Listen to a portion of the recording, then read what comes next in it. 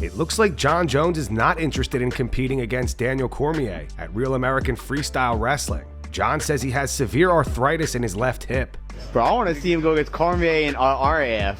That's what I want to see. Are you gonna do it? Bro, I have severe arthritis, and most people don't know that. My left hip is covered in arthritis. Damn. I actually already qualified for a hip replacement. Oh, my last training camp, dude, I went to bed in so much pain. Well, UFC gonna cover it though, 100%. I have a 3-year-old baby boy, and I want to use what I got left of my hips, play with his. hell yeah. Hell yeah. Ian Garry took a little jab at Tai Tuivasa. Tai suffered a unanimous decision loss to Tallison Teixeira at UFC 325 over the weekend, marking his 6th straight defeat. The loss also sets a new record for the most consecutive losses in UFC heavyweight history. Ian Garry reposted that fact. He wrote, "What a record to break." Tai Tuivasa has released a statement on his loss to Tallison Teixeira. On Instagram, he wrote, "That hurts the soul more than any punches. I tried. I had a great camp. Looking forward to getting back in camp with the boys. So much to work on. Always big love to my supporters, especially the Aussie fans crowd, always cheering me on. I'm sorry for falling short again. F***ing feeling. My poor boy has watched me get a hiding a few too many times now. But just like I always tell him, as long as you give it all you have and keep trying, that's all that matters. As long as I'm doing this, I will always keep trying. Had a great week together, taking him and showing the things. Didn't get the results, son, but that's how life goes sometimes. I hope I take all the losses for mine. Thanks to everyone that was involved and helped me during this camp and also during the time I had off. I love you all, and what yous do for me never goes unnoticed. Khamzat Chimaev, I'm coming to wrestle, brother. Teach me. I am sick of this cuddle Over the weekend, footage emerged of Shavkat Rakhmonov using crutches and wearing a knee brace. Afterwards, he confirmed that he has re-injured his knee and will be out of competition for another 9 to 10 months. Shavkat has already been removed from the UFC welterweight rankings. This actually sparked backlash due to the fact that Colby Covington is still ranked number 13 in the division, and his last win was against Jorge Masvidal 1,432 days ago. Anyways, Ian Garry reposted this to his Instagram story after the news broke. It says, "Ian destroyed Shavkat's career."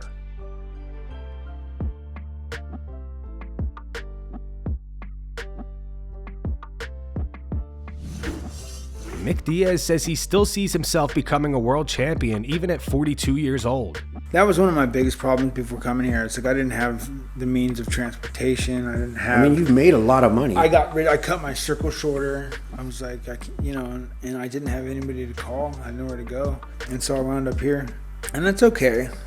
I wasn't really thrilled about the fight that I had coming. It wasn't really the greatest opportunity, but I was on board with it. It just wasn't looking very good. What do you want? Where do you see yourself going?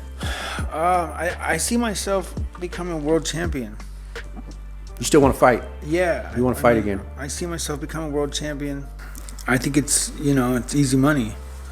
It's not like before.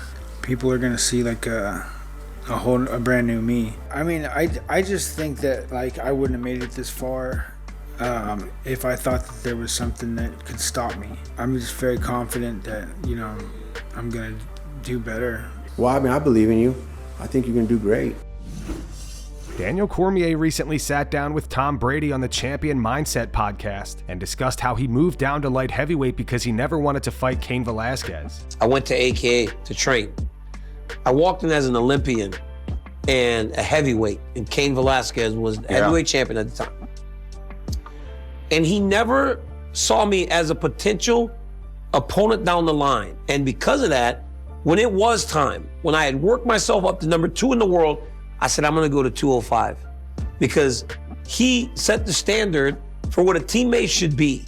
And so I felt like I needed to go down to avoid that ability. I didn't want to fight him as the guy that was on the verge of a title fight. And he uplifted me. And a lot of times a leader can do that for someone and it really does elevate him. Speaking of Cain Velasquez, reports indicate that he is now eligible for parole. Cain has been incarcerated for 312 days and has a parole eligibility date set for February 2026. It's being reported that he could potentially be released as soon as this month. Renato Moicano released a diss track on Brian Ortega. Ortega recently had to pull out of their fight at UFC 326 due to nagging injuries that needed time to heal. Ai, Ortega, vai se fuder. Correu de novo, dessa vez você ia ver. Não ia sobrar nada pra você. Não ia ser só o Poatan que ia te fuder. Ortega ia se fuder, ia de arrasta pra cima. Mas já correu, não deu chance o Betinha. Já tomou legal, foi até o Poatan. Mas agora o Moicano ia fazer a cara dele de tantã. Fela da puta, não sobrou foi nada. Aí, Orteguinha, eu ia te descer a porrada. Chama, chama, chama. Salve, salve, salve, salve, salve. Muito obrigado a todo mundo. Rob Font is set to face Raul Rosas Jr. at UFC 326. Font recently spoke with Home of Fight, where he addressed the significant age gap between the two fighters. Font is 38 years old, while Rosas Jr. is just 21. You're fighting another, I don't know, what the Zoomers, I guess they call him. You're fighting Raul Rosas Jr. He's another young buck like that.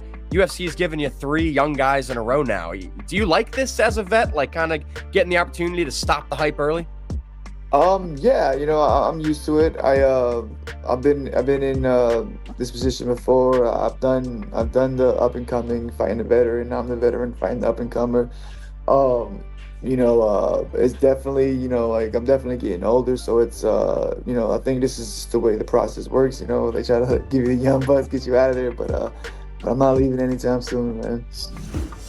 Sean O'Malley discusses having constant anxiety as a professional fighter.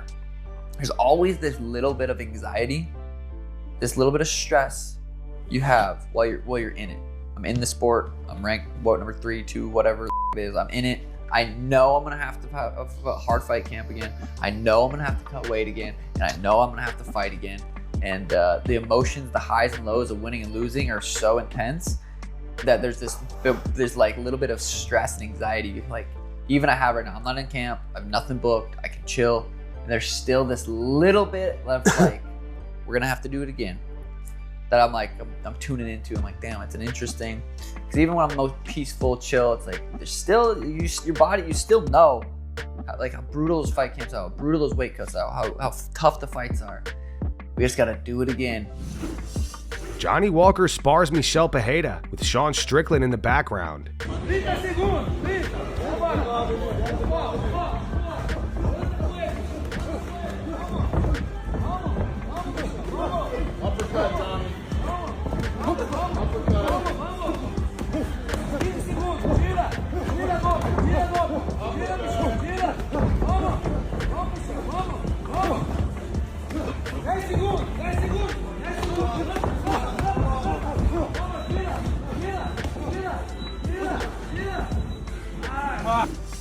Arnold Allen shared a wild story about his taxi driver possibly being high on the way to T-Mobile Arena for his fight against Jon Silva at UFC 324. The fight day, it was good. We just hung out, nice day, nice weather. I think our driver turned up. I'm pretty sure he was high as It's hilarious. He took the scenic route. He picked us up from the Airbnb and I'm pretty sure he got lost.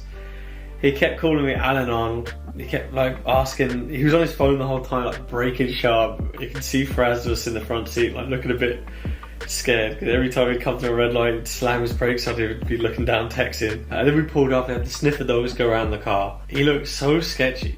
He looked so tweaking, you know? And he looked at us and he goes, oh, wouldn't it be funny if they found a bag of drugs in the car? And we just sit there looking at him you obviously have a bag of drugs in the car, man. You were tweaking. The guy was but yeah, very funny. He kept calling me Alan Arnold. He said he's gonna look out for me, all this whatever. That was on the way to the venue and I'm just sitting there what the Henry Cejudo doesn't think Alex Pereira wants to fight Khamzat Chimaev because he knows it's a bad matchup for him. I don't know, bro. I think there's still too many names to go out there before you go up. I agree. I think stylistically it's a great fight for Khamzat. I think Khamzat beats him. I think he legit beats him. You know, but he's gotta go through his division first and then go up and then challenge Pereira. Pereira don't want that, bro. He don't want that matchup. That matchup stylistically, it's not good for him, dude. It's not good for Bhutan.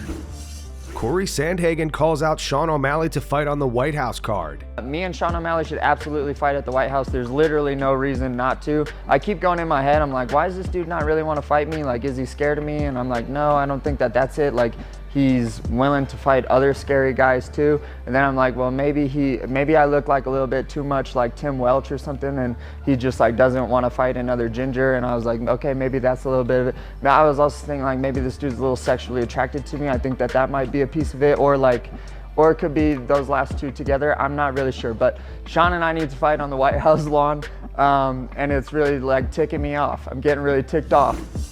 Azu Almabayev has suffered a hand injury and is out of his main event fight against Brandon Moreno at UFC Mexico. The UFC found a short notice replacement, and Moreno will now face Lone Kavanaugh. Kavanaugh posted this to his Instagram story after the news broke. It says, "Them, what's your final thought before making big decisions? Me, f it." Jean Silva says his friendship with Mauricio Ruffy is over. Many people believe this is over Ruffy training with Alexander Volkanovski. However, Silva never really mentioned the reason. He said, "I want to distance from him, and I hope he wants too. If he says he doesn't want that and he loves me, that's fine. I hope it's genuine." On training together again, Silva continued, "It's over. Over. I genuinely want him to win. This kid has absurd star potential. He needs internal issues he needs to resolve. I hope he seeks help, just like me. I see a psychiatrist every week. But Jean and Ruffy doesn't exist anymore. It only existed in my head." And that's going to wrap it up for the news. Thanks for watching. For daily MMA news and content, subscribe to Full Mount MMA and click the bell icon to be notified when we post videos. Here are the 3 top comments from last video. The first one's from Manny Fresh 87. It says, "Rafael is so humble. I've never heard a losing fighter say I got my beat and be seemingly okay with it. You win the day, sir." The second one's from Tribal Chief 777. It's in reference to the footage of Khabib getting annoyed with a cameraman. It says, "Send cameraman 2-3 years Dagestan and forget." And the final one's from Keezer Sose. It says, "Usman trying to defend Khamzat going up is stupid. I want to hear him address the steroids his brother is on." Those were the 3 top comments from last video. If you want to be featured in the next one, all you have to do is comment down below. And if you missed yesterday's news, click the video on screen right now to get caught up.